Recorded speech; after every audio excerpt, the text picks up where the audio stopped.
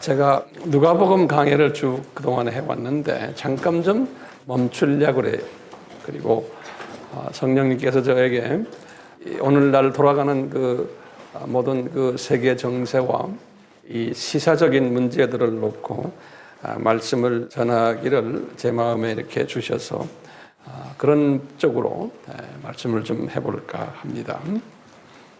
오늘은 그 한반도 민족이 한반도 민족이라고 그러면 남쪽과 북쪽 다 말하는 거예요. 한반도 민족과 하나님 나라라는 그러한 그 기독교인들이 가지고 있는 세계관이 있거든요. 여기에 대해서 말씀을 좀 같이 나누려고 해요. 오늘날 그 한반도가 이 세계인의 관심에 놓여 있음을 우리가 다 알고 있죠. 특히 2018년 평창 동계올림픽 주최국이 됨으로 해서 세계인들의 그 관심을 받고 있음을 역력히 알 수가 있어요. 제가 미국과 카나다에 이렇게 이번에 다니면서 또 그것을 확인했어요. 우리나라가 2002년에 월드컵도 주최하고 또 88년에 하계올림픽도 주최하고 만만치 않은 나라예요.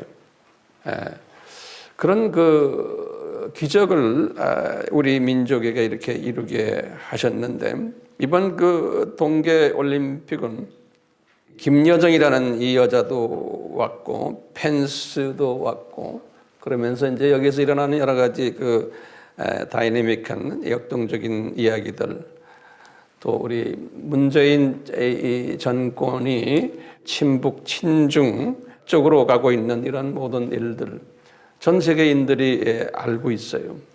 그리고 미국이 여기에 대해서 상당히 불편해하고 일본도 마찬가지로 불편해하고 그러면서 요새는 그 웹에 유튜브나 이런 데 보면은 이제 올림픽이 끝나면은 4월에 위기설이 지금 난무하고 있음을 우리가 다 알고 있지 않습니까? 이것은 세계인들이 다 알고 있는 이야기예요. 우리가 지금 여기에 아주 그 뜨거운 감자로 지금 대두되고 있고 그 4월 위기설에 아주 그 중심에 있는 우리가 지금 되어 버렸어요. 이번 일을 통해서 또 남남 대결도 일어나고 남북 대결을 말할 것도 없고 여러 가지 지금 복잡한 상황이 우리 눈앞에서 지금 전개되고 있어요.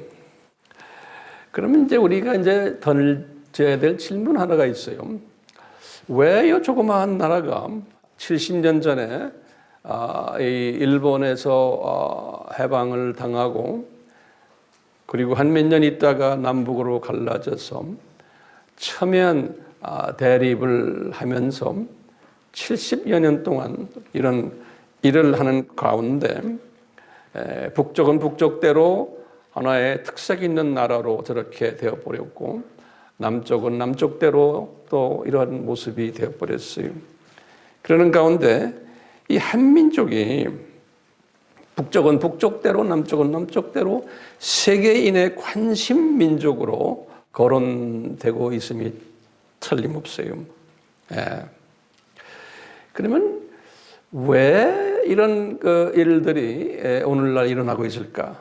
이 한반도에 이런 그 세계적인 관심사들을 일으키시는 그 배경이 무엇일까? 고민해 볼 필요가 있겠죠. 저는 이 문제를 가지고 나름대로 이렇게 고민하면서 주님과도 대화하면서 그럴 때마다 저에게 이렇게 분명히 가르쳐 주시는 부분이 하나가 있어요. 이게 뭐냐면 우리 한민족이 하나님의 특별한 은혜를 받은 민족으로 저는 확신하고 있어요. 그 하나님의 은혜를 받았는데 어떤 은혜를 받았냐면 이 마지막 때, 이 말은 뭐냐면 교회 시대 2000년이에요. 예수님의 공중 재림 전까지 그 예수님의 그 재림, 이 마지막 때 추수꾼 민족으로 예정되어서 또 때가 되어서 불리움을 받은 민족으로 저는 보고 있어요. 그래서 지금은 이제 이 불리움을 이미 받았지만 이제는 실제로 이것이 가시적으로 이런 일이 일어나는 때가 지금이라고 보고 있어요. 그러니까 하나님의 때가 있는데 우리 전도서 3장에도 항상 하나님이 때가 있어요. 그 때는 우연이 아니고 창세전에 디자인이 되셔가지고 은혜로 예정되었고 때가 되어서 불리움 받는 이러한 일들이 있었기에 우리 민족이 지금 이러한 세계의 이목을 끄는 조그마한 민족, 그것도 둘로 갈라져서 아주 집안 싸움을 목이 퍼져라고 싸움하는, 목 갖다 대고 싸움질하는 이런 모습들 우리가 적나라하게 매스컴을 통해서 다 보여주고 있는 거예요. 같은 민족인데 서로 대화도 안 하고 서로 죽일 놈이라고 그러고 하면서 그 한쪽은 남쪽은 참 자유주의 민족인데 저 북쪽은 악하고 아주 독재주의 민족으로 양분되어 있는 이 모습을 전 세계에 그대로 쫙 다 보여주는 거예요. 예, 매일매일 뉴스에 이 뉴스가 나오는 거예요. 부끄럽죠? 그런데 그 속에는 하나님의 숨어있는 뜻이 있음을 오늘 제가 좀 말씀을 드리려고 그래요. 성경에 분명히 여기에 대한 암시적인 가르침이 있는 것이 분명하겠죠? 그래서 이제 여러분들이 저에게 물을게요. 황 목사님, 성경에 어디에 그런 게 있습니까? 라고 이제 질문이 던져질 터인데 제가 이제 성경을 먼저 드릴게요. 창세기 10장 21절에서 32절에 보면은 그 셈의 족보가 나와요. 셈. 우리 알다시피 창세기 10장은 노아 홍수 직후에 노아의 세 아들들을 통해서 인구가 퍼지는 이야기가 거기에 있어요. 그 세 아들, 첫 번째 아들이 셈이고, 셈은 아시아족의 조상이고, 우리 알지요? 그 다음에 함은 아프리카인의 조상이고, 그리고 이제 야벳은 유럽인의 조상이다라고 우리가 이렇게 다 공부했지 않습니까? 근데 셈의 족보를 이제 기록한 것이 10장 21절에서 32절에 셈의 족보가 나오는데요. 셈이 일대손이에요. 셈에서 아들이 5분이 나와요.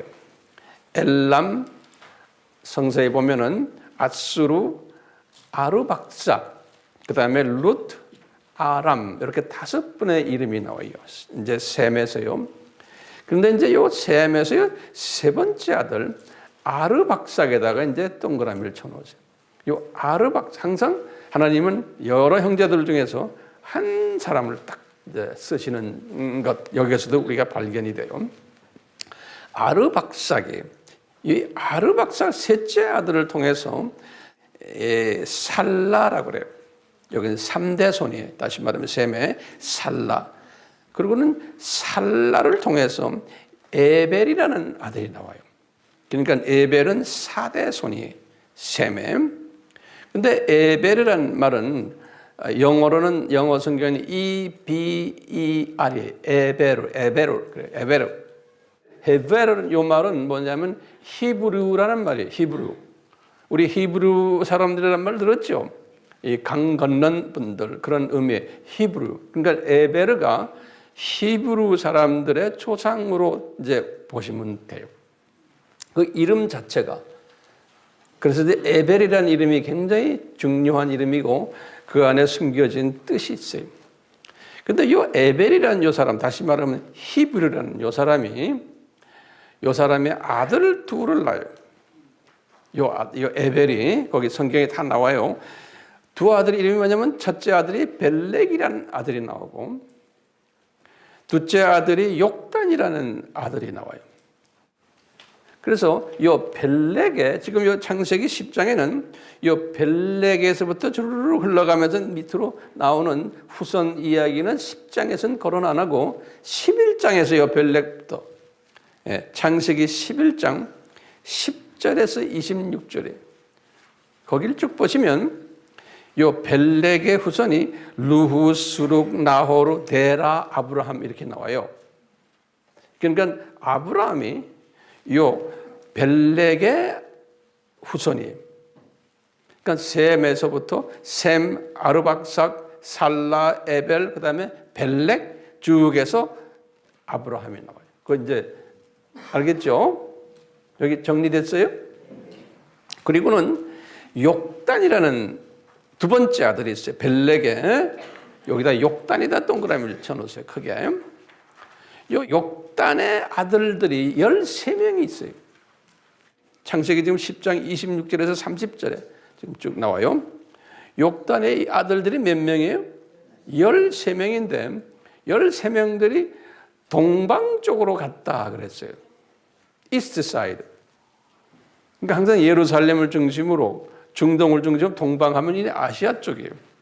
근데 이제 아시아 쪽으로 갔는데 그 이름들이 주르륵 나와요. 그 이름들을 또 연구하는 그런 전문 학자들이 있어요. 이제 이분들이 쭉 이야기하기를, 이건 제 이야기가 아니에요. 이런 문헌들을 내가 쭉 이렇게 섭렵을 하면서 여기에 보면은 그 중에 13 아들 중에 후손이 우리 한반도까지 왔다라고 보는 거예요. 그래서 뭐 동이족이니 뭐 이렇게도 이야기하는 분들도 있고요. 특히 이쪽 한반도 쪽에 성서적 측면에서 인류학을 공부하는 분들이, 근데 한반도 쪽에 온 사람들이 항상 부르는 노래들이 있어요. 그게 이제 아리랑이라는 노래예요. 근데 이 13 아들들 중에서 아리랑, 아라리오라고 부르는 요 아들은 그 13분 중에 하나 제일 동방으로 온 요 아들 그 후손들이 아리랑, 아라리어를 부른다는 거예요. 다른 12 아들들은 이런 거 부르는 아들들이 없는 거예요. 신기해요. 그런데 이 전문하는 분들이 아리랑이라는 뜻이 뭔가? 아리랑. 이 유대 말로는 엘 하면 뭐예요? 엘, 이게 다 하나님이라는 뜻이에요. 그래서 아리랑의 뜻이 하나님과 함께 한다. 임마누엘이라는 뜻이라는 거예요. 아리랑이라는 뜻이. 임마누엘. 그건 누구예요? 다시 말하면 예수님이죠. 우리 이사야서 7장 14절, 마태복음 1장 23절에 보면 다 임마누엘, 그 예수님이, 하나님이 이 세상에 내려오셔서 우리와 함께한다. 그 뜻이 아리랑이라고. 신기하죠? 근데 아라리오, 그건 또 무슨 뜻인가? 그 뜻은 뭐냐면 only God이라는 뜻이라는 거예요. 그러니까 유일한 하나님이라는 뜻. 다시 말하면 예수님이 아리랑이라는, 임마누엘이 He is only God, 유일한 God, 유일신 개념. 그게 아라리오로. 그런 노래를 불러가면서 이 동쪽 끝까지 와가지고는 그 후손들이 지금도 아리랑을 부른다는 거예요. 신기하죠? 우리가 이번에도 그 단일 팀 할 때도 아리랑 불러서 전 세계에 알려졌죠. 그 아리랑도 여러 가지 변곡들이 있듯이. 그래서 세상 사람들은 그 뜻도 모르고 그냥 부르고 있는 거예요. 근데 그 아리랑의 내용을 보면 참 신기한 게요.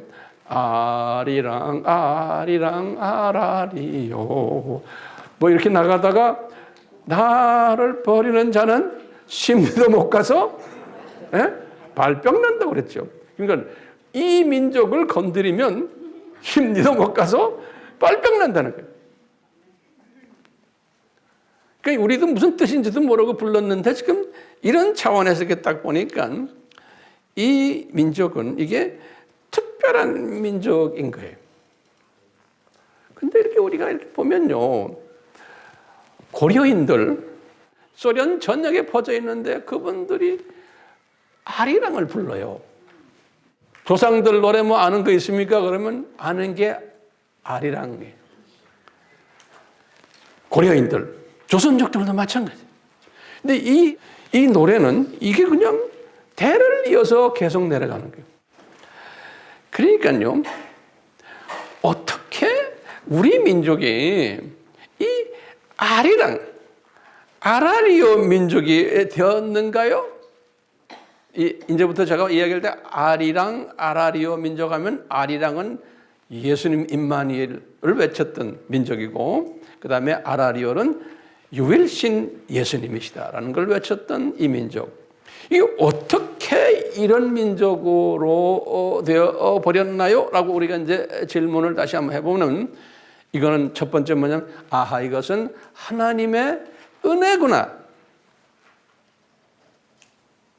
그리고는 예정하심이 있었고 때가 되니까 불리움을 받는 민족이었구나. 그래서 이제 이 예정적인 측면을 오늘 창세기 10장 지금 이 족보 속에서 우리가 이렇게 이제 볼 수가 있어요. 이 족보 속에서. 그러면 이제 이것을 다시 내가 족보 외에 또 하나의 증거를 이제 좀 이따가 제가 될 거예요. 그리고 이 족보 속에서 지금 보면 누구의 후손이에요? 에벨, 히브리인데 거기에 욕단 두 번째 아들을 통해서 쭉 내려온 족속이에요. 그러니까 이 족속의 사명이 뭘까요? 이 족속의 후손들의 사명이 그게 지금 우리의 지금 오늘날 우리가 뭘 해야 돼요? 우리는 만방에 다니면서 아리랑을 외쳐야 되고 아라리오를 외쳐야 되는 사명받은 족속들이에요.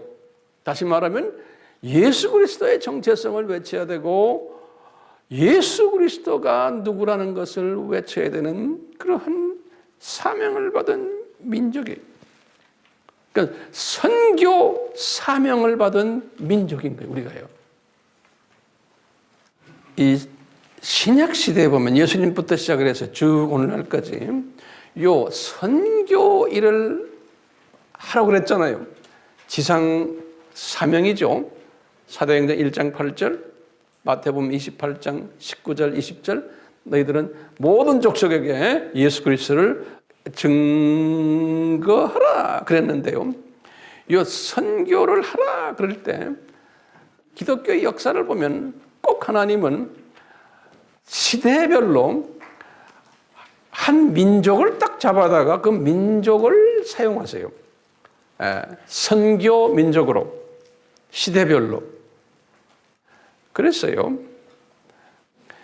주 30년 예수님의 승천 그때부터 오순절 사건부터 시작해서 주 70년 이스라엘 패망과 성전 파괴된 70년 그 40년 동안에는 어느 민족을 주 복음 전하는 민족으로 사용했나요?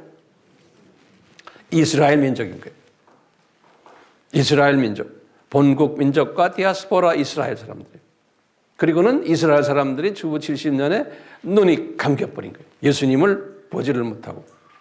그러면서 주 70년부터 주후 한 500년까지, 다시 말하면 이 로마 제국이 망하는 것이 476년 아니에요. 그래서 그냥 주 70년에서 500년 그 기간에는 어느 민족을 사용하셨겠어요? 예?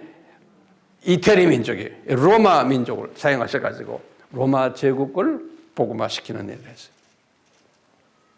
그 다음에 500년에서부터 1000년까지 로마 제국이 끝나면서 이제 게르만 사람들이 이제 로마 제국을 무찔렀는데, 게르만 사람들도 어느 정도 복음을 전했지만 그 시대를 무슨 시대라고 하냐면 비잔틴 시대라고 그래요. 우리 비잔틴 시대라고 우리 다 옛날에 학교에서 공부했죠.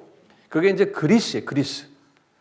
그리스를 통해서 비잔틴 민족을 통해서 500에서부터 1000 그 시대, 게르만도 거기 들어가지만 그 시대에는 우리 알다시피 610년에는 어떤 일이 났어요? 이슬람 종교가 태동이 된 거예요. 그래가지고 이슬람 종교도 태동이 돼가지고 아랍이라는 요 족속들을 주족속으로 해가지고 자기네 복음이 또 퍼지기 시작합니다. 그리고는 1000년부터 1500년 요 기간에는 게르만 족속도 사용하시고 프랑크라고 그래서 이건 그 불란서 사람들이에요. 불란서 민족도 사용하시고 거기다 또 슬라브족을 또 사용하셨어요. 요때. 그리고는 1500년부터 종교 개혁이에요. 1800년까지. 요때는 이제 콜로니얼 피리어드예요. 식민지를 만드는 피리어드. 그래서 이제 배를 타고는 불란서 사람들이 아프리카 쪽으로 가고, 그 다음에 앵글로 섹슨들도 아프리카 쪽으로 가고, 그리고는 스페인 사람들은 이 중남미로 간 거예요. 포르투갈 사람들. 그래서요, 요 앵글로 섹슨, 불란서, 스페인, 포르투갈 이런 그룹들이 복음 전하는 족속들로 전 세계를 휩쓸었어요. 그리고 1800년부터 소위 이제 개신교 운동이 1800년부터 일어나거든요. 그 개신교의 첫 선교사 이름은 윌리엄 캐리라고 그래요. C-A-R-E-Y. 윌리엄 캐리라고요. 영국 분인데요. 이 사람부터 개신교의 선교사의 아버지라 부르거든요. 1800년이에요. 이 1800년부터 1900년, 그 100년 사이는 이제는 다른 나라보다도 이 개신교 측면에서 보면 앵글로 섹선을 사용하셨어요. 그래서 이제 영국이죠. 이 앵글로 섹선을 통해서 전 세계에 이분들이 그 당시에 전 세계를 지배하고 있었기 때문에 선교사들을 내보내서 이분들로 하여금 하나님이 복음을 전하도록 하셨어요. 요 100년 동안은. 그리고는 이 1900년부터 2000년 요 기간은 앵글로색선의 후손들인 미국 사람들이에요.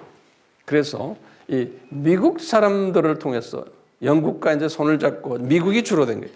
미국이 주가 돼가지고 선교를 해왔던 것이 1900년부터 2000년까지예요.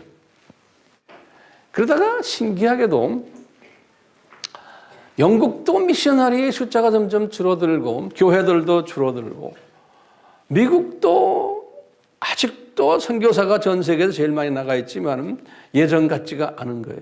이런 틈바구니 속에서 새롭게 혜성같이 나타난 민족이 우리 한반도 민족이에요. 그러니까 21세기에 2000년부터 현재까지 이제 이 누구나 다 자타가 다 공인하는 거예요. 미국의 바톤을 받을 선교 대국은 코리안들이다 그러는 거예요. 신기하죠? 예? 그 전 세계에 나가면 코리안들이 없는 데가 없어요. 코리안 미셔너리들이. 예.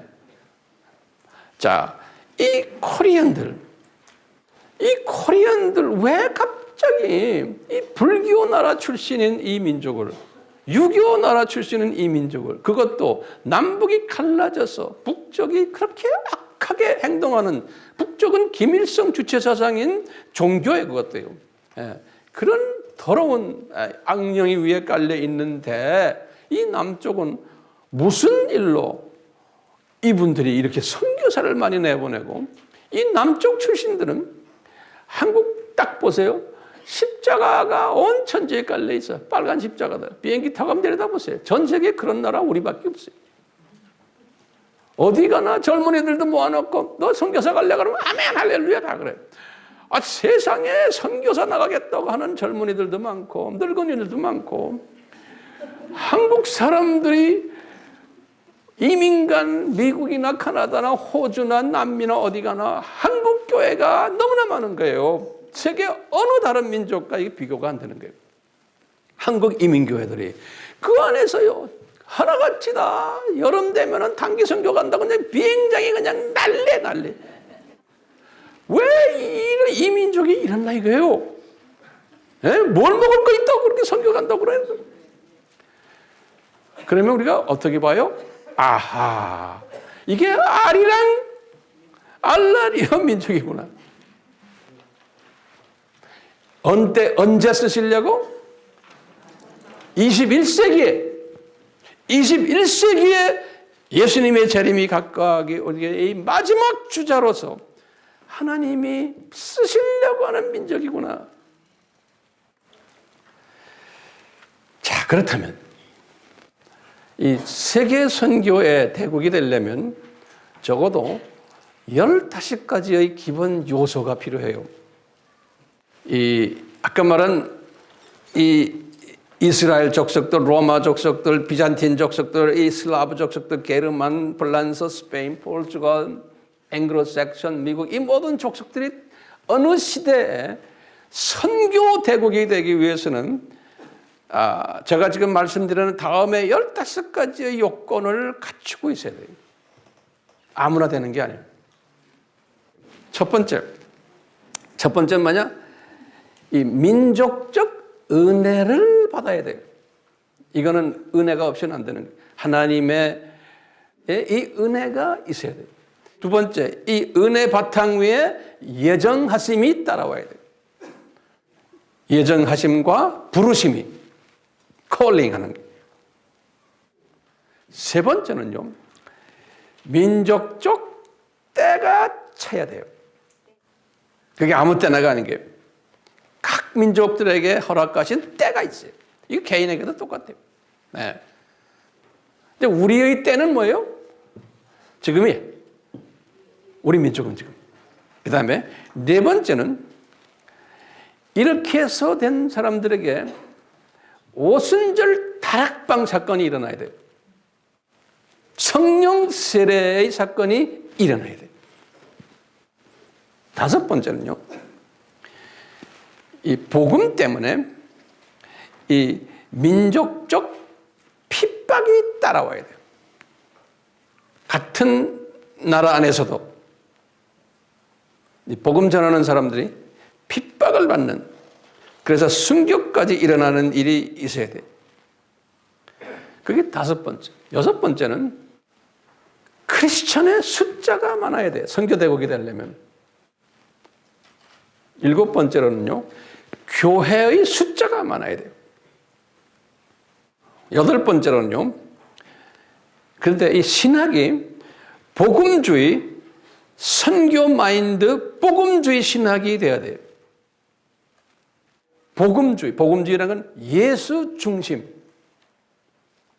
자유 진보 신학 가지고는 안 돼요. 아홉 번째는요, 이 나라에 선교 지향적 크리스천, 교회, 신학이 많아야 돼요. 열 번째는 신학교가 많아야 돼요. 11번째는 사역자들과 목사와 선교사들이 많아야 돼요. 12번째는 선교 마인드를 가진 평신도가 많아야 돼요. 13번째는 그 족속이 가지고 있는 정치 그룹들이 크리스천들을 핍박하지 말아야 돼요. 이 말 이해가 되세요? 우리나라면 우리나라의 사회가 기독교인을 핍박하면 우리가 선교대국이 될 수가 없어요. 14번째로는요, 경제적으로 부유해야 돼요. 나라가. 교회도 말할 것도 없고요. 15번째 마지막으로는요, 교회와 교인들이 선교 자금을 뒷받침해 줘야 돼요. 15가지예요. 자, 그런데 이제 A라는 족속으로, 다시 말해서 이제 이 한 족속에서 이제 다음 족속으로 넘어갈 때 되면 어떤 일들이 일어나면 이 15가지 중에서 몇 가지가 결손이 와요. 이 15가지 중에서 몇 가지가 문제가 생겨요. 그러다 보면 선교열이 이렇게 적어지면서 바톤이 게르만 쪽으로 넘어가거나 또는 앵글로색션으로 넘어가거나, 이 바톤을 넘길 때 꼭 그런 증세들이 있어요. 똑같이 지금 영국과 미국이 그 증세를 보이니까 그 바톤이 지금 어디를 넘어가고 있어요? 우리 한국으로 지금 넘어오는 거나 마찬가지예요. 그러니까 이제 미국 사람들이 이런 그 한국에 이 사명이 있다는 것을 예전에 한 20년 전만 해도 제가 이제 신학교에서 이제 가르칠 때 이런 이야기를 가끔 이제 백인들에게 하면 백인들이 아주 기분 나빠해요. 그 양반들 콧대가 세죠. 콧대가 있잖아요. 우리보다 코가 세잖아요. 콧대가 있어요. 그래서 교만하고요. 그러니까 이제 백인도 아니고 동양인 교수가 그런 말을 하면요, 아주 뻣뻣해요. 20년 전만 해도요. 그리고 코리아 하면서 뭐 어쩌고 그러면 난 또 뭐라고 그러는지 아세요? 나는 코리안이 아니다 이놈들아. 나는 아메리카에서 교육받은 아메리칸이에요. 아메리칸 코리안이에요. 그러면 짝소리 안 했대요. 근데 요새 와서는 이제는 이 아메리칸들이 이제는 영국도 마찬가지예요. 코리안들에게 이제 야 우리 좀 헬프해줘. 그러면 이제 이 사람들이 가지고 있는 많은 노하우들이 있어요. 선교적인 노하우들 굉장히 많거든요. 이런 걸 우리와 이렇게 같이 나누면서 한국 사람들이 그것을 이제 가지고 있는 이러한 세대에 우리가 지금 살고 있어요. 자, 그러면 제가 한번 여쭤볼게요. 우리 민족이 이 15가지의 이 요건들을 가지고 있어요? 없어요? 없어요 하는 사람 다 여기서 쫓겨나게 생겼어요. 네. 우리가 지금 우리 민족이 이것을 가지고 있어요. 일본만 해도 이 부분이 15가지가 없어요. 다가. 중국도 15가지가 완전히 없어요. 많은 선교지 국가들 가보면요. 이 15가지가 없어요. 그런데 우리가 이것을 가지고 있어요. 우리가 이제 그렇기 때문에 민족적 은혜를 이미 받았고, 민족적 예정하심과 부르심 받았죠. 민족적 기다리심도 지금 됐어요. 때가 찼어요. 때가 차니까 오순절 다락방 사건이 우리 민족에게도 일어난 거예요. 이게 언제예요? 1903년이에요. 원산에서. 예. 1900년에는 이 미국의 토피카 캔사스라고요. 거기에서 이것이 일어났어요. 성령 세례 사건이. 예. 오순절 다락방 사건이. 몇백 년 동안 이런 일이 없다가 이것이 일어났는데 그것이 미국에서부터 시작을 해서 이것이 LA의 그 아주자 스트리트 처치로 갔다가 1903년에 우리나라의 원산에 떨어졌어요. 그 다음에 영국의 웨일즈에 떨어졌어요. 그러니까 그 많은 세계 나라 중에서 이 성령의 불이 떨어진 것이 영국의 웨일즈 사건이라고 그래요. 그 다음에 우리나라의 원산 사건이. 그러니까 이게 우리나라예요. 거기에서 이 선교사들이 먼저 회개를 해가지고 이다가 이제 1907년에 이 평양의 그 장대현 교회라고 거기에서 우리 코리안들이 모여가지고 대표적인 분이 길선주 목사님이라고 그러죠. 이 코리안들이 모여가지고 성령의 불을 받은 것이 1907년 1월 14일에 이때부터 이 오순절 사건을 우리 민족이 그때 받았어요. 그것도 남쪽이 아니고 북쪽에서 받은 거예요. 북쪽에서.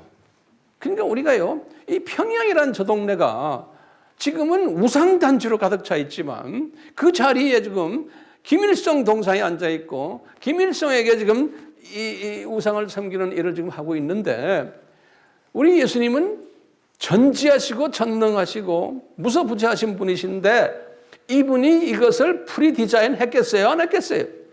제 생각은 이거 다 예수님이 디자인하신 거예요. 북한이 지금 저렇게 노는 것도. 나중에 제가 거기에 대한 결론적인 말씀을 드릴 거예요. 자, 요 기간 1907년부터 1919년 요 기간을 딱 보세요. 그 기간 1919년이 뭐예요? 3.1운동이 일어날 때예요. 다시 말하면요, 성령의 불이 떨어져가지고 그 당시에 그 한 12년 동안 한국에 유례없는 대부흥이 일어났어요. 그냥 뭐 전도할 필요 없어요. 그냥 막 은혜 받고 예수 믿겠다고 한 게. 그게 북한의 저쪽 동네에서 일어나는 거예요. 원산부터 시작해서 함흥, 평양 이쪽 동네에서 그냥 막 일어난 거예요. 근데 그 기간 동안 우리 민족에게는 엄청난 아픔이 있었던 일본 분들이 강점했고 우리를 괴롭혔던 때, 그래서 3.1운동이 1919년에 일어난 거예요. 아픔이 있었어요. 근데 이 아픔은 전 세계가 다 아팠어요. 그 당시에. 1914년이 무슨 날이에요? 1차 세계대전이 일어났어요. 유럽도 아픔이 엄청나게 많았어요. 17년에 끝나죠. 1917년 이제 1차가요. 그럴 때 소련에는 뭐가 있었어요? 1917년에 뭐예요? 볼셰빅 혁명이 일어났어요. 그러니까 유럽도요, 엄청난 아픔 속에서 있었던 때가 그때예요. 그러니까 이준 열사가 헤이그에 가가지고 우리 민족적 봐주 입시할 때 봐주긴 뭘 봐줘요? 큰 나라들이 다 작은 나라를 땅 따먹게 할 텐데, 미국 애들도 마찬가지예요. 그 당시에 미국도 다 그랬어요. 땅 따먹게 했어요. 그러니까 일본 아이들이 땅 따먹게 한 거예요. 우리 그냥 먹어버린 거예요. 위에 그냥 만주까지 나중에. 그러니까 뭐 안 돼요. 그런 때였어. 그런 때. 야, 이런 때인데 1938년 6월에 부산의 해운대 교회에서 제41회 장로교 경남도회가 열려서 유일하게 신사참배를 반대 선언을 했어요. 요 그룹이 이제 그 부산에 가면 우리 이제 지금은 고려신학, 고려파들이라고 그래요. 예. 그건 목숨 달고 한 거예요, 이분들이. 그래서 순교자들이 속출되고 주기철 목사님이 다 그쪽, 그 당시에. 이상하게 부산에서 그것이 일어났어요. 우상숭배를 반대하는 그 운동이. 그런데 신기하게도요, 똑같이 1938년 9월 9일 날, 이건 아주 중요한 날이에요. 9월 9일 날 평양에서 서문박교회라고 해요. 서문박교회에서 대한예수교 장로회 총회가 열렸는데 여기에서 신사참배를 가결을 했어요. 다시 말하면 수직계명을 어기는 일의, 이건 우리 민족으로서는 대단한 수치예요. 이 목사들이 교회 차원에서, 교단 차원에서. 그래가지고 이제 9월 9일에 그랬는데 9월 10일 날에 하루 있다가 장로교 총회 대표들이 평양에 있는 신사에 가가지고 절을 했어요. 그러니까 이 평양이 성령의 불이 떨어졌던 것이고 우리나라의 이제 선교 대국으로서의 시작을 이제 했던 곳이 그 평양이었는데 성령의 불이 떨어졌던 곳인데 이렇게 변질이 돼버린 거예요. 그러면서 조그마한 씨들이 남아가지고 저 밑에 부산 그룹들 중에서도 그 소수 소위 지금은 고려파들이 이 신사참배 반대를 해왔던, 그래서 지금도 이 고려파는 같은 장로교지만 이거에 대해서 굉장히 자랑스럽게 생각하는, 나중에 이제 전쟁이 끝난 후에 우리 6.25가 끝난 후에 이 고려파와 다른 장로교 팀들과 좀 다툼이 있었어요. 왜냐하면 이 고려파 분들이 너희들은 다 싹군들이다.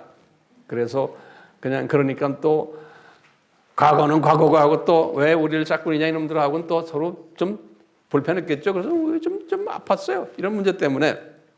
자, 그런데 조금만 더 봐요. 1948년에 9월 9일에 북한 김일성이 북한인민공화국 정권을 수립했어요. 이거 다 하나님의 뜻 안에서 움직인 거예요. 1950년에 딱 2년 후에 6.25가 일어난 거예요. 아침 새벽 4시 20분이라고 그래요. 남침한 것이. 그리고는 1950년 8월 1일이에요. 다시 말하면 전쟁 6.25가 터지고 35일 만에 이 북한 인민군이 어디까지 내려갔냐면 낙동강까지 내려요. 낙동강. 그래서 낙동강 전선이라고 그래요. 거기 딱 내가 문헌을 보니까 이 부산을 보호하기 위해서 하나님께서 왜 하나님이 부산을 보호할까요? 부산이 그래도 뭐 했어요? 예, 신사참배 판대한 그룹들이 거기에 있는 거예요. 그러니까 주님께서 보실 때 거기를 보호하신 거예요. 그래가지고 그러니까 하나님의 자녀들을 훈련시키는 일을 지금 누가 해요? 이 김일성 그룹들이 하는 거예요. 오케이? 자, 그래가지고요 부산을 보호시키기 위해서 낙동강에서 딱 전선에 딱 막혀가지고요 딱 보니까 지도를 보니까 마산, 포항, 대구까지 그 라인이에요. 거기까지가 쫙 막 이제 낙동강 전선이. 그리고는 9월 15일에 1950년에 지금 인천 상륙 작전이 시작이 된 거예요. 그리고는 3년 후에 1953년에 휴전협정이 맺어지고 지금까지 38선 경계가 생긴 거예요. 그 후에 이제 이 장대현 교회 그 자리와 그 근방에 김일성 태양신 우상이 건립되고 이렇게 됐는데 또 신기한 게요. 부산이 그렇게 나오다가 부산이 또 변질돼 버린 거예요. 그래서요, 우리나라는요, 이 전라도에 기독교인이 제일 많아요. 우리나라 기독교인의 전라도는 내가 데이터에 보면 약간 30%에서 40%가량의 전라도 사람들은 기독교인이고, 열심인 분들이 이 호남 사람들이 많은 거예요. 자, 그런데 이 경상도 사람들은 대구만 딱 내려가도 기독교인 퍼센테이지가 10%밖에 안 돼요. 경상북도는. 그리고 절간 많고. 그렇죠? 근데 거기서 더 내려가면, 부산으로 내려가면 데이터에 의하면 7%, 7%밖에 안 돼요. 기독교인 퍼센테이지가. 그러니까요, 이 부산 쪽은 우리가 다니는 웬만한 선교지보다도 기독교인 퍼센테이지가 낮은 거지. 그러니까 거기가 선교지예요. 자, 근데 신기한 게 2013년 10월 30일에 부산에서 뭐 했어요? 제10차 WCC 총회가 열린 거예요. 이게 정교 다원주의를 주창하는 소위 크리스천들이지만 이게 악의 세력들의 이 우상을 섬기는 이러한 변질된 기독교의 총화, 세계의 총화 대회가 부산에서 있은 거예요. 그 은혜를 받은 그 부산이 또 그렇게 또 변질된 걸 우리가 볼 수가 있는 거예요. 이게 다 수수께끼들이에요. 자, 이런 가운데서 이제 6.25 때 이 많은 핍박받는 크리스천들이 남쪽으로 내려온 거예요. 북쪽에서. 그 그룹들이 남쪽 기독교 성장의 주춧돌이 됐고 촉매자가 된 거예요. 이 그룹들이. 이 남쪽이 세계 선교의 주춧돌이 되기 위해서 이 아리랑 민족의 일을 하기 위해서 하나님의 이 북쪽의 하나님의 자녀들을 골라가지고 남쪽으로 내려보낸 거예요. 그러면서 이 북쪽은 완전히 이제 지하교회로 들어가서 그 후손들이 거기에 지금 NK 우리 이야기 다 들었잖아요. 이분들이 하늘에 죽은 미랄들이 돼가지고 약 한 20만 명의 기독교인들이 그 안에서 지금 감옥에 들어가 있고 많은 사람이 순교당하고 우리 요한복음 12장 24절에 하늘의 미랄이 땅에 떨어져 죽어야지만 많은 열매가 맺는다 그랬듯이 남쪽 교회가 이 아리랑 족속의 역할을 하기 위해서는 누가 죽어줘야 되는 거예요. 남쪽 교회는 점점 이제 커지면서 돈이 많아지고 이게 점점 부패해지니까 하나님이 이걸 다 아시고는 이제 이 죽는 일을 북한에 있는 그 크리스찬들이 해오고 있었던 거예요. 우리 민족의 중요한 이 대들보 역할을 이 NK 북한에 있는 그 북한 하나님의 사람들 그 사람들을 통해서 지금도 해오고 있는 거예요. 그렇기 때문에 우리가 NK 사역을 그냥 쉽게 생각하시면 안 돼요. 그 NK들 중에서 지금 주님께서는 어떻게 또 기근을 던져가지고 또 바깥으로 옮겨오는, 그 안에서 옮겨와야 되는 사람들, 그 옮겨 10사람이 왔으면 한 2-3명이 기독교인들, 하나님의 자녀들이 묻혀서 오는 거예요. 이 기근이라는 것은 하나님이 인구 이동을 시킬 때 보면 꼭 기근을 사용하셨어요. 아브라함 때도 그렇고 이스라엘 사람들도 그렇고.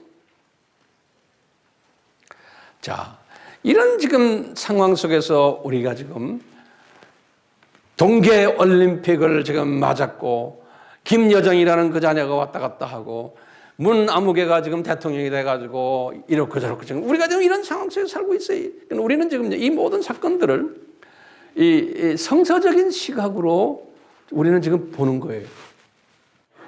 성서적인 시각으로 우리가 당면한 이 문제를 어떻게 봐야 되냐. 자, 아이러니하게도요, 이 NK라면 노스 코리아예요. 그 다음에 SK는 사우스 코리아예요. 그래서 내가 NK와 SK가 이 완전히 정반대 국가로 하나님이 이렇게 만들어 놓은 거예요. 과거 한 70년 동안. 성령의 불이 먼저 떨어졌던 그곳인데, 예. 자, 지금 2017년 오픈도어 또는 전 세계 그 핍박받는 교회의 그 데이터를 만드는 그룹이 있어요.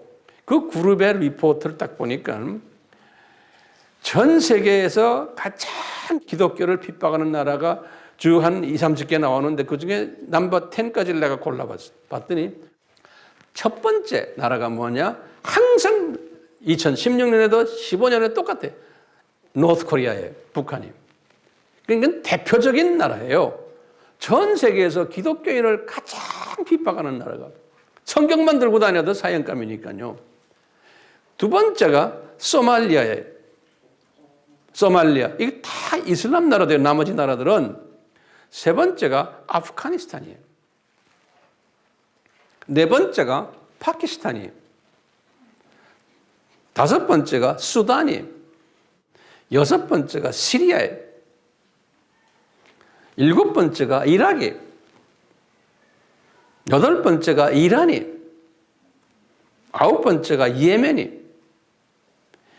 열 번째가 에리타리아라는 나라가 어디냐면 그 에티오피아 있죠? 에티오피아가 저 북쪽 땅을 뜯어서 독립시킨 나라. 여기 에리트리아. 예전에는 이태리 나라의 그 속국이 됐는데 이 다 이슬람 나라예요. 소말리아하고 붙어 있는 나라예요. 에리트리아. 이 모든 이슬람의 이 강한 반기독교 세력 중에서도 넘버원이 누구예요? 우리 민족이요. 오순절 다락방 경험한 우리 민족이에요. 이게 신기하지 않아요?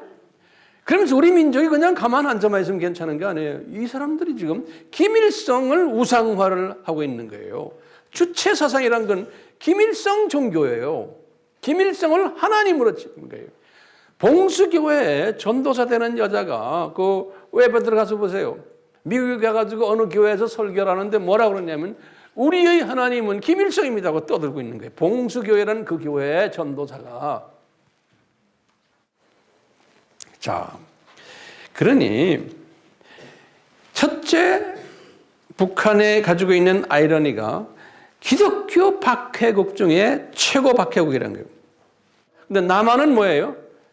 기독교가 가장 성한 나라가 전 세계에서 남한이에요. 두 번째는 가장 가난한 나라 중에 하나가 지금 이 NK예요. 근데 전 세계에서 10번째로 부자 나라가 뭐예요? SK예요. 사우스 코리아예요. 자, 세 번째는요. 세계에서 가장 잔인한 비인권 국가가, 독재 국가가 이게 NK예요. 그런데요. 우리 SK는 인권이 넘쳐나는 나라예요. 이게 너무 넘쳐나가지고요. 이 경찰 알기를 우습게 알아요. 경찰 말도 안 들어요. 공권력 부시게 됐어요. 언론 자유, 별난 놈이 나와서 별난 소리 다 해도 누가 막는 놈이 없어. 무법천지 나라거든. 우리나라가 이게 지금 대모 제멋대로 하고 윤리 도덕이 땅에 떨어진 나라예요. 우리나라가요. 자, 네 번째인가 모르겠어. 이 북한은 또 뭐가 있냐면 군사적으로 보면 핵보유국이 된 거예요. 그래가지고 이것이 지금 소형화 단계에 있고 경량화 단계가 된 거예요. 남한은 핵이 없어요. 핵보유국이 돼가지고 지금요, 이 핵보유국이 돼가지고 이놈이 지금 굉장히 심각한 거예요. 왜 핵보유국이 된 것이 이렇게 심각하냐면요. 뭐 핵 가진 나라들이 지금 6, 7나라가 돼요. 왜 들어가 보세요. 왜 하필이면 북한이 핵을 만든 거에 대해서 저렇게 난리를 지기냐 이게요. 미국이랑 지금 중동에서 특히 이스라엘 건드리면 안 되거든요. 미국이나 유럽의 모든 리더급 사람들, 경제적으로, 정치적으로, 문화적으로 어떤 분야에서 최고의 리더 영향 있는 사람들 다 이스라엘 사람들이거든요. 유대인들이에요. 근데 이 지금 북한에서 그동안에 이 시리아하고 이란에다가 또는 아프가니스탄에다 이런 데다가 이 무기를 제공해 왔어요. 북한이 돈 벌기 위해서. 근데 이제는 이게 만약에 소형화가 되면은 엄청난 문제가 생기는 거예요. 그것이 금년 4월 안에 이게 끝내야 된다는 거예요. 그렇기 때문에 왜 이 소형화가 어느 정도 4월 안에 이게 끝날 수가 있다는 거예요. 소형화되면은 지금 이슬람 사람들이 이스라엘과 미국을 없애기 위해서 특히 이 시아이파라고 있어요. 이란 중심인 이 시아이파들은 자기네 메시아가 언제 오느냐? 이스라엘이 이 땅에서 없어지고 지중해로 다 빠져 죽어버리고 미국이 망해야지만 자기네 메시아가 온다고 믿는 자기네 종말론 사상이 있어요. 그래서 이란이 저렇게 못되게 노는 거예요. 예, 이제 시아이파들인데요. 이 사람들은 무슨 생각하냐면 이 자살폭탄 있죠? 이 자살폭탄을 들고서 죽고 싶다는 애들이 지금 수만 명이 기다리고 있거든. 수만 명이. 그래갖고 자살폭탄에 올라가면 부인 몇 명 얻는다고요? 70명이에요. 여자들이 화가 나고 우린 뭐냐? 그러니까 너희는 70명 남자 얻는다고. 그러니까 여자 남자할 것이 이 자살폭탄을 하려고 그러는데 여러분들 이 핵무기를 여기다 달고 가면 어떻게 돼요? 지금 그런 때가 온 거예요. 공항에서 쇼핑센터에서 어디에서 그게 다 터지면 세계전쟁 나요 안 나요? 세계전쟁 그 자리에서 나요. 우린 비행기도 못 타요. 한 놈이라도 그걸 가지고 터뜨리면 이때까지는 그래도 그냥 뭐 20, 30명 죽었지만 이게 이제 게임, 이 북한이 그걸 가지고 있는 거예요.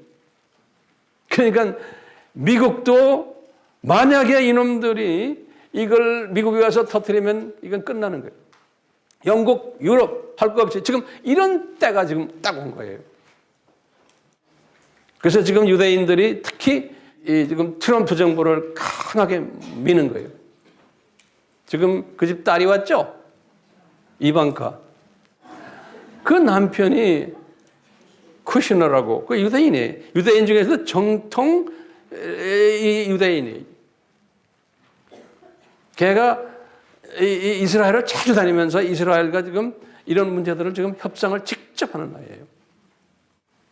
이 문제. 그러니까 이제 이 북한이 이 핵무기를 소형화시키는, 경량화시키는 이 일에 성공을 하면 그때부터는 이게 문제가 생기는 거예요.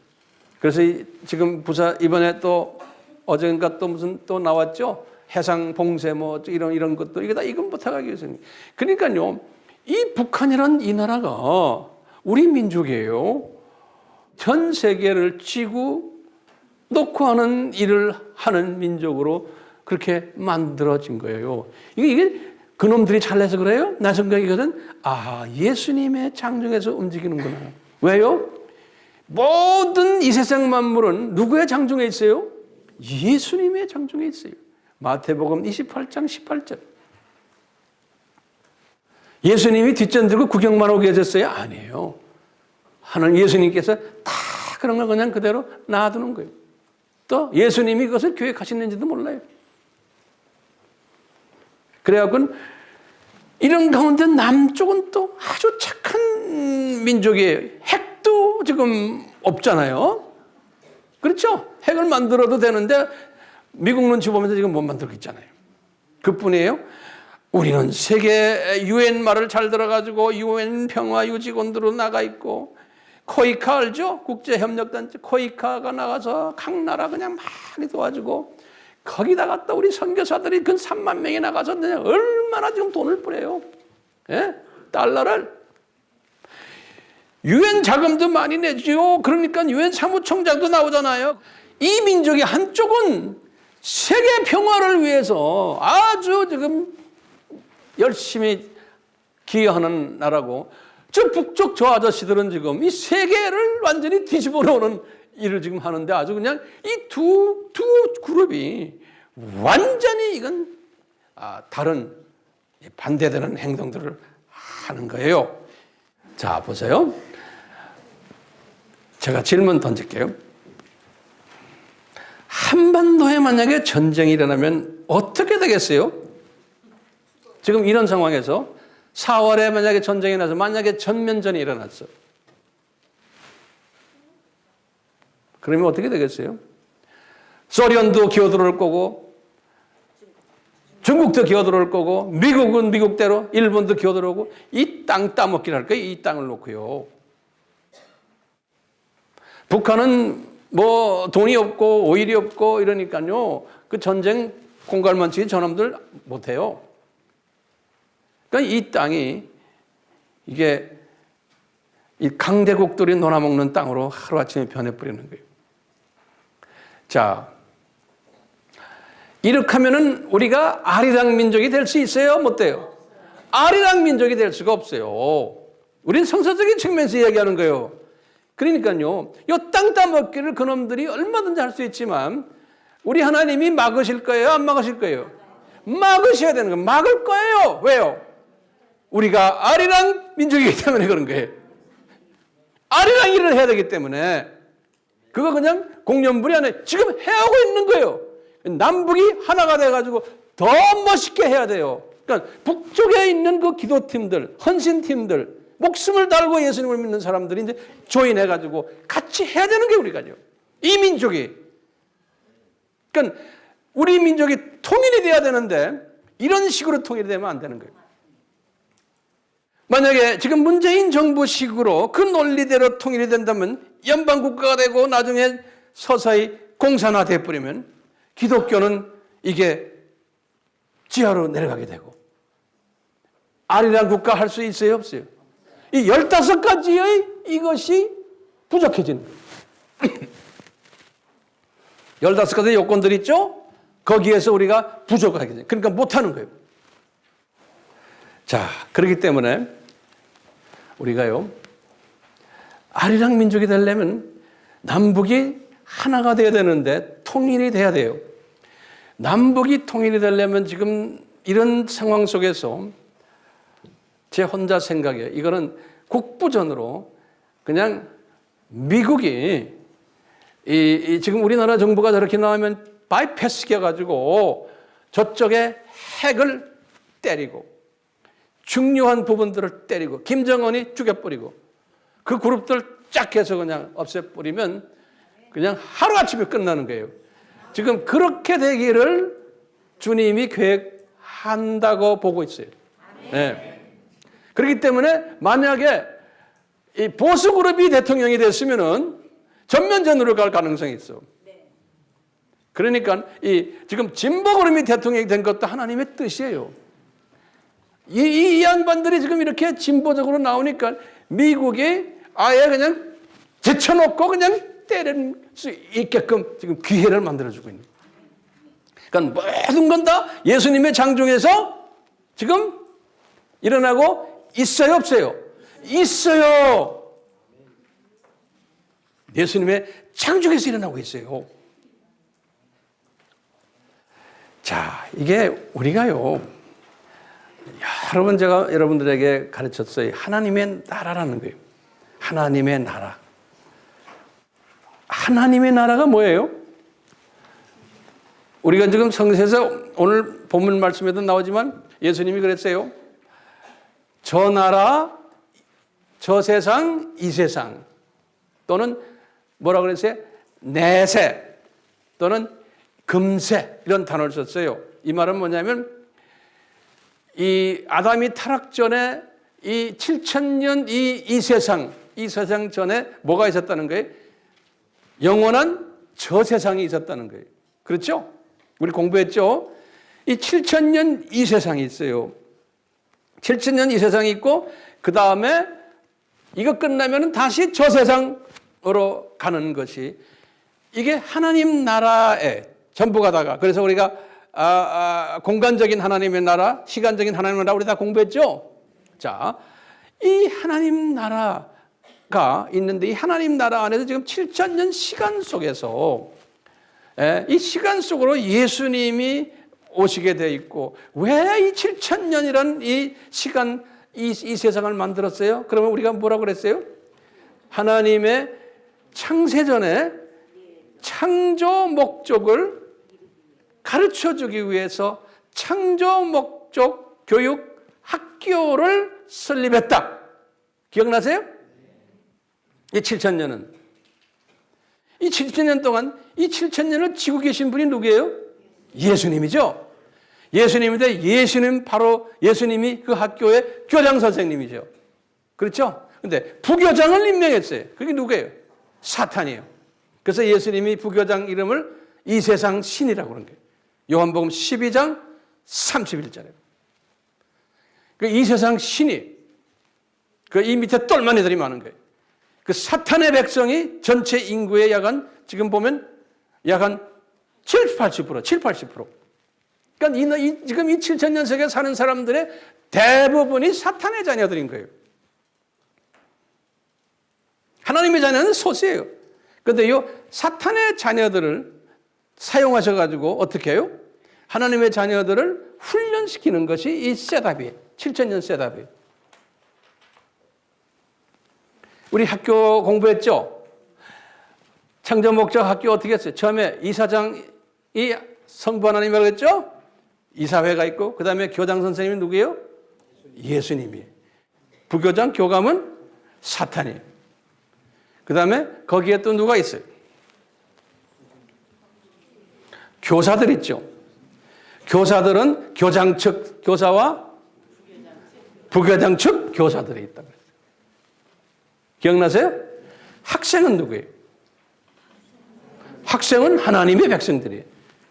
이 사람들 훈련시키는 학교가 있으면 과목이 있죠. 과목 우리 공부했죠? 무슨 공부하는 거예요. 그 다음에 뭐 있어? 학년이 있어. 제가 자세하게 설명했어요. 학년이 있어요. 그래서 졸업식이 있어요. 그게 뭐예요? 이 세상에서 죽는 거예요. 교육받고 하나님의 자녀가 졸업하고는 저 세상으로 올라가는 거예요. 그런데 이 교육 시스템이 언제 끝나요? 7,000년 끝날 때 끝나요. 그게 뭐냐? 학교 폐교식이야. 그거는.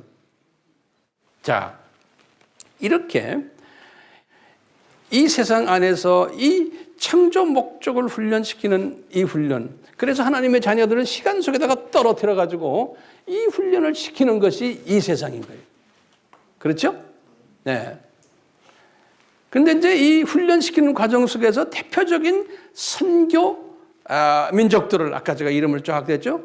이제는 예수님이 재림 전에 대표적인 이 창조 목적 훈련시키는 데 아주 중요한 교사 그룹이 지금 우리 한반도 그룹인 거예요. 오케이? 근데 이 한반도 그룹을 하나님이 쓰시려고 지금 이 둘로 갈라놓고는 강하게 대립하게 한 다음에 훈련시킨 다음에 어느 정도 훈련이 되고 하나님의 자녀들이 이 안에서 훈련이 되고 때가 되면 이제 하나로 만들어가지고 이제는 본격적으로 이 마지막 추수 일을 하게 이렇게 디자인하신 거예요. 이것이 우리 크리스천들이 보는 세계관인 거예요. 크리스천들이 보는 세계관인 거예요.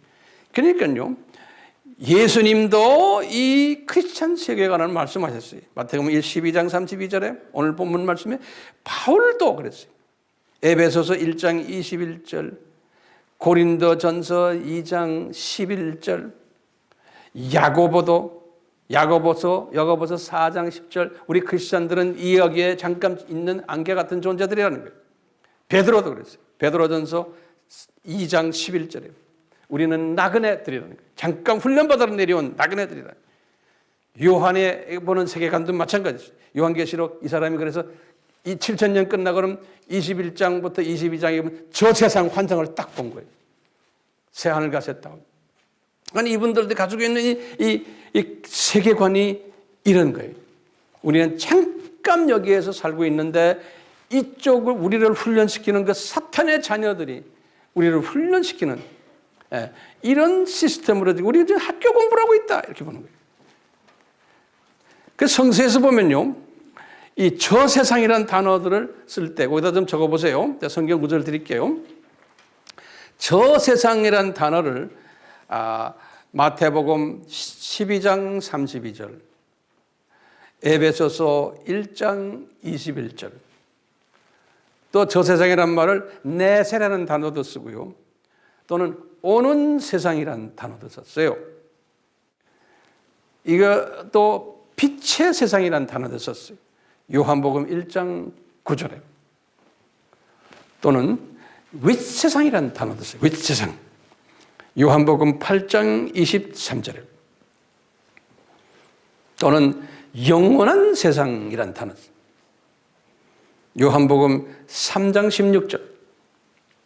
그 다음에 하나님 자녀들의 본향이라는 단어. 본향, 고향. 히브리서 11장 14절에. 또는 아버지의 집이라는 단어도 썼어요. 요한복음 14장 2절에. 또는 낙원이라는 단어도 썼어요. 누가복음 23장 43절에. 또는 삼층천이라는 단어도 썼어요. 고린도후서 12장 2절에. 그 다음에 거기는 사망이 없는 곳이라고 그랬어요. 계시록 21장 4절에. 그리고는 마지막으로 거기는 고통, 애통, 아픔이 없는 곳. 계시록 21장 4절에. 자, 이 세상이라는 단어는 또 성경에서 어디에 또 나오냐면 적어보세요. 이 세상이라는 단어도 아까 마침 마태복음 12장 32절, 에베소서 1장 21절에 나오고요. 이 세상은 썩어지는 세상이라고 그랬어요. 이 세상에 있는 모든 것은 다 썩어진다고 그랬어요. 베드로후서 1장 4절에. 그리고 더러운 곳이라고 그랬어요. 베드로후서 2장 20절에. 안개 같은 곳이다. 야고보서 4장 14절. 그 다음에 악한 곳이다. 요한복음 7장 7절에.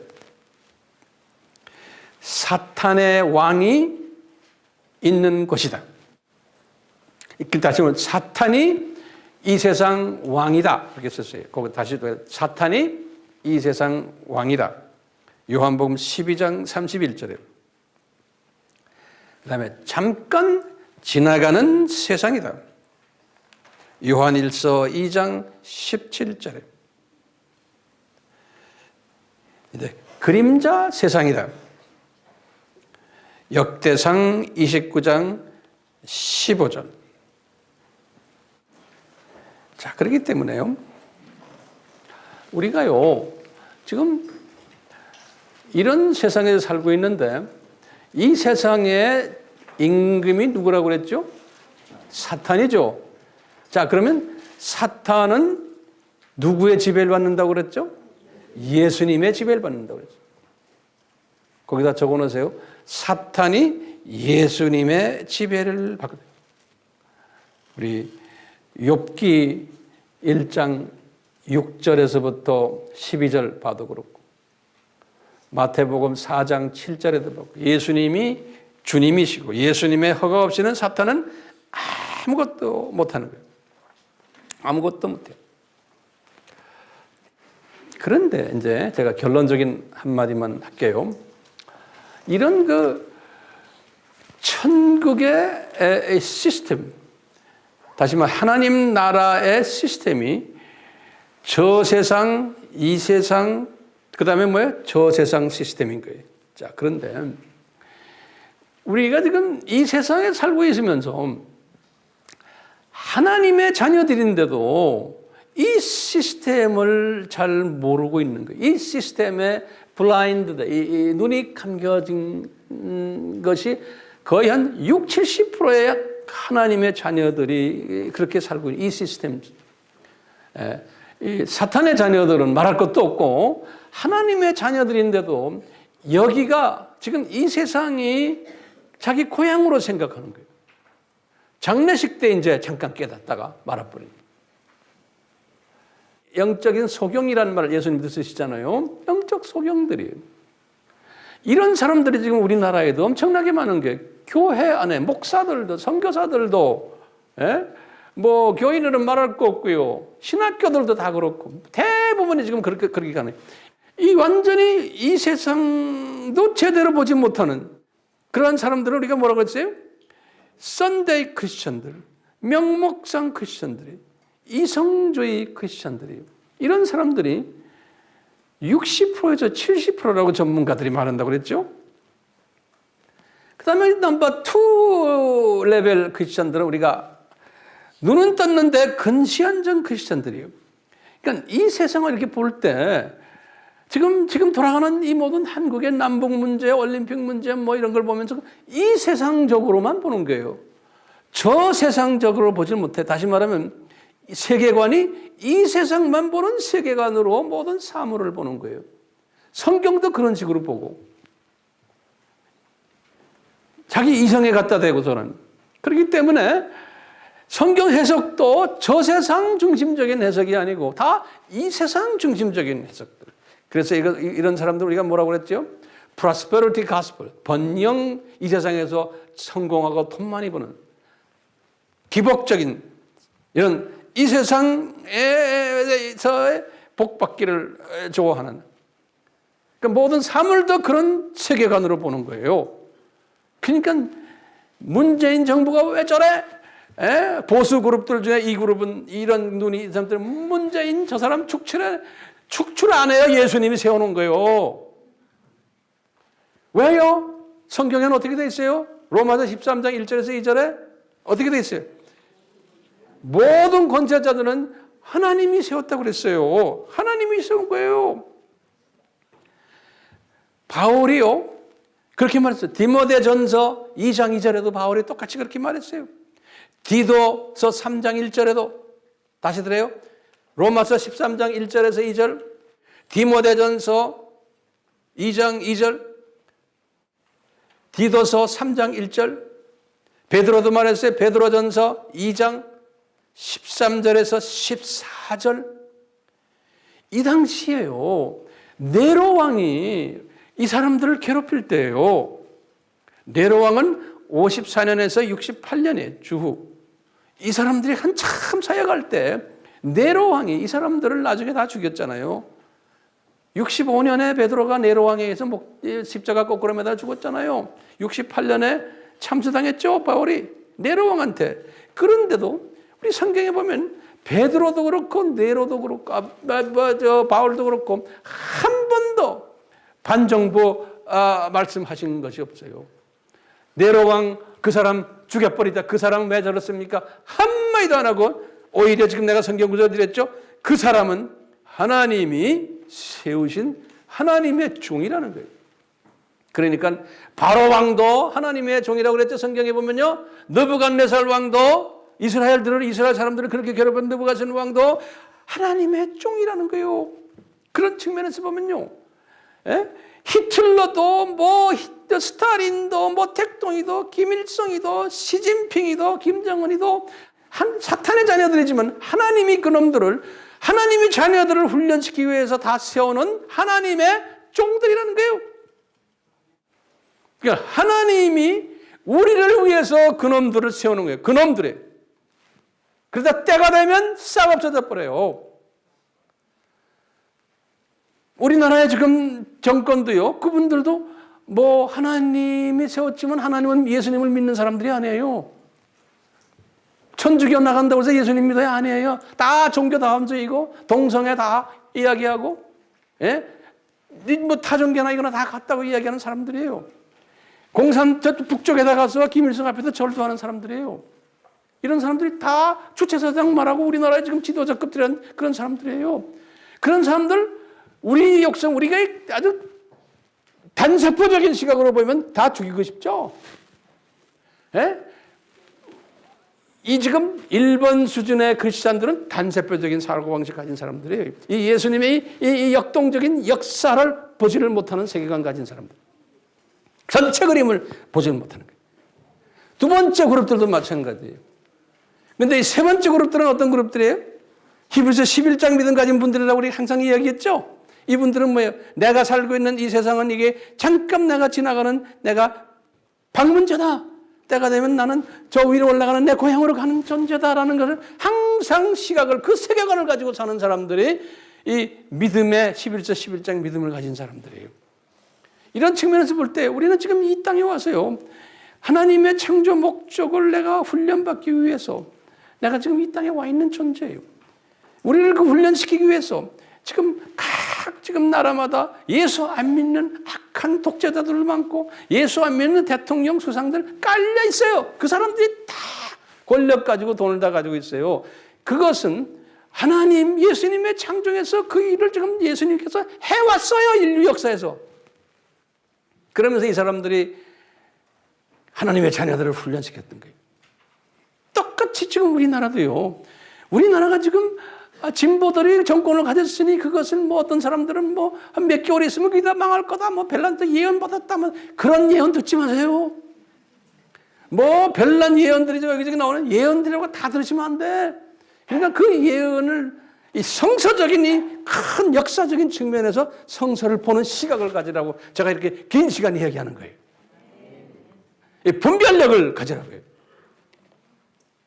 언제까지 진보 세력들이 우리나라를 뒤집을지 못해 주님의 때가 되면은 그분들은 지금 우리를 지금 저 북한의 김정은을 죽여버리고 핵이 무너지고 그냥 평화스럽게 남북이 하나가 되도록 만드는 하나님의 느부갓네살이나 바로왕 같은 도구들이요. 네로왕 같은. 예수님 당시에 보세요. 예수님 당시에 예수님이 오시기 전 오셨는데도 그 안에 네 그룹이 있었어요. 하나님을 아는 사람들도 바리새 그룹들, 로마 정권을 보는 시각이 그 사람들은 자기네 나름대로의 시각이었어요. 사두개 그룹들, 진보적인 사람들이 그 사람들은 또 로마 정권을 보는 그룹이죠. 또 에센파들 똑같아요. 더 보수적이에요. 그렇지만 이 사람들은 이 로마 정국의 반대 세력들이 아니었어요. 신앙생활 열심히 했던 사람들, 자기 나름대로. 그런데 거기에 열성당원, 열성당파가 있었어요. 이 사람들은 정치 그룹들이에요. 이 사람들은 뭐예요? 로마 제국 우리가 쫓아내야 된다. 에? 로마 제국은 이게 우리 쫓아냈을 때 우리 메시아가 오고 우리나라가 살아난다 그래가지고 이 사람들이 나중에 마사다에 올라가서 싸움하다가 주 70년 사건을 통해서 다 죽고 그 사람들 그 자기네가 외쳤던 것이 성취됐어요? 하나님이 계획은 뭐 로마 정국이 무너지는 건 아직도 400년 더 있어야 돼요. 476년에 무너졌죠? 예수님의 큰 그림 속에서 지금 로마를 쓰고 계신데 단체포적인 눈으로 보니까 그놈들 로마 그놈들 없애야 된다고 소리 지를래 그거 가지고 되는 게 한 큰 그림을 볼 줄 알아야 되는 거예요. 로마가 있어야지만 그 악한 놈들이 있어야지만 카타콤 교회도 있어야 되고 나중에 가서 이제 기독교도 이제 공인이 돼서 이 복음이 퍼져야 되는 선교적인 차원에서 하나님이 지금 이런 일들을 지금 디자인해서 움직이고 계시거든요. 우리 아리랑 족속들 지금 이런 경험 해야 돼요? 안 해야 돼요? 우리가 이런 경험을 해야 되는데 우리는 아리랑 사명이 있기 때문에 뭐 해야 됩니까? 절대로 망하지 않는 거예요. 이 15가지가 더 구체적으로 우리 앞에 이제 나타나는 15가지 요건들이 남북이 이제 때가 돼서 하나가 된 다음에 악한 놈들 다 주님이 손보시고 그런 때가 이제 올 거예요. 그렇기 때문에 우리가 이 비밀을 아는 사람들은 어떻게 해야 돼요? 주기도문에서 그랬잖아요. 아버지의 뜻이 하늘에서 이루어진 것처럼 땅에서도 이루어지는 거예요. 이 아버지 뜻이 뭡니까? 이 7,000년 이 세계, 창조 목적을 훈련시키는 이 세계, 이것이 하늘에서 이루어진 것처럼 땅에서도 이루어진다. 그걸 기도하라고 그랬잖아요. 그러니까 우리 민족을 통해서 지금 아리랑 복음이 지금 전 세계로 퍼뜨려야 되는데 이 아버지의 뜻이 이루어져야만 되잖아요. 이 뜻이 이루어지기 위해서는 한 민족을 보호시켜주고 우리 민족, 이 한반도를 평화스럽게 하나가 돼가지고 잡놈들 다 없애버리고 세계에 그냥 빛이 되는 그러한 민족이 돼야 된다고 기도를 해야 되는데 기도하기 전에 이미 하나님이 다 디자인했기 때문에 우리는 그 기도에 동참만 하는 것뿐이에요. 그러니까 이것을 아는 사람들은요, 이런 모든 것들 보면서요, 뭐 문재인 대통령 어떻고 뭐 또 뭐 어디는 어떻고 뭐 또 그런데 열을 받으면 돼요, 안 돼요? 열이 나는 건 열 끄서 그 열을 가지지 말아라고 내가 지금 이 설교하는 거예요. 이 세계관을 바꾸셔야 돼. 그런데 첫 번째 수준의 기독교인들은 열을 받아요. 왜요? 눈이 감겼으니. 이 세계관이 이걸 보질 못하는 거예요. 두 번째 그룹도 마찬가지. 이 세 번째 그룹들은 이 시각이 팍 퍼져가지고 전체를 보는 그러한 사람들이 되어야 되는 거예요. 이런 시각을 가진 사람은 우리 할 일이 뭐예요? 그 시각만 가지고 있으면 안 되잖아요. 우리는 아리랑 교회가 돼야 되는 거예요. 아리랑 그룹이 돼가지고 우리는 이 일만 열심히 하면 되는 거예요. 그러다 보면 때가 되면 주님이 오셔가지고 우리 들림 받잖아요. 우리 같이 기도합시다. 하나님 아버지, 우리가 우리 한반도가 아주 위험한 상황 속에 있지만 악한 세력들이 한반도에 인천공항을 공격하거나 삼성전자를 공격하거나 또는 원자로를 공격하거나 이런 일들이 없도록 그러한 피해를 받지 않고도 주님께서 원하시는 우리 민족을 통일케 하여 주님이 우리를 아리랑 민족으로 사용하시자는 그 뜻을 이루어 주시기를 바랍니다. 아멘. 하나님 아버지, 우리 민족이 세계에 많이 지금 이런 일을 위해서 높여주고 계십니다. 올림픽을 통해서 3번이나 지금 이러한 일들을 하게 하시고 우리 산업인들을 통해서 세계적인 기업들이 많이 나오게 하시고 여러 가지로 한국 민족 정말로 주님이 높이시고 계신데 우리를 이 높이시는 과정 속에서 계속해서 높여주시되 우리가 사람들에게 웃음거리나 부끄러움을 당하지 않도록 북한의 이 악한 세력들이 우리를 파괴하지 않도록 저들을 주님의 장중에서 붙잡으시고 저들을 약화시키시고 포기시키시고 또 저 악한 세력들을 주님의 때가 되어서 무찌르고 없애고 자국도 안 나게 주님께서 만들어 주실 줄 저희들은 알고 있습니다. 미국에 있는 정치하는 주님의 종들을 사용하셔서 그분들에게 구체적으로 말씀해 주시고 우리 한국과 하나가 되어 이 일을 문제없이 깨끗하게 정돈될 수 있는 그러한 기적을 기다리고 있습니다. 주님 이루시옵소서. 그러면 저희들은 열심히 주님의 그 신실하심에 따라서 아리랑 민족으로 최선을 다하며 주님의 재림을 기다리겠습니다. 우리 모두가 다 동참하는 복된 자들 되게 하시옵소서. 지금 이 시간은 예수 그리스도의 무한하신 은혜와 하나님 아버지의 극진하신 사랑하심과 성령님의 끊임없이 보호시키심이 우리 민족에게 있기를 예수님의 이름으로 축원하옵나이다. 아멘.